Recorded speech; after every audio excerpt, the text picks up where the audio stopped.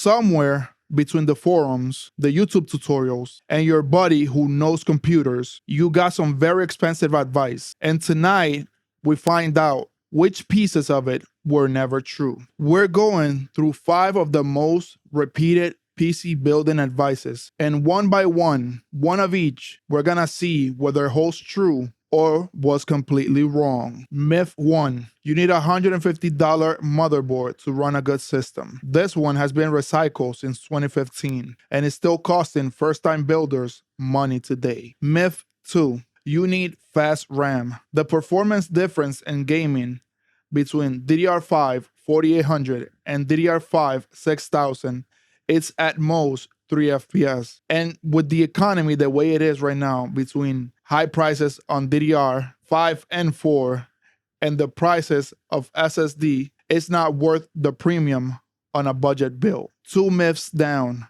But the next one, I didn't even want to include in this video because it's going to upset a lot of people that has been given this advice for the past 10 years. Myth 3, buy the best CPU that you can afford and skimp on the GPU. This was somewhat of a good advice in 2017, but right now, that is the worst possible advice you can give first-time builder. Myth 4, more cores equals better performance. Gaming predominantly runs on 6 to 8 cores, so 16 cores doesn't really add much more to it unless you're doing content creation or some type of heavy workload aside from just gaming. And now for the last myth. And this one will either cost you $100 or save you $100 at the wrong moment. Myth 5, you need a high wattage PSU for future proofing. This one is responsible for more wasted money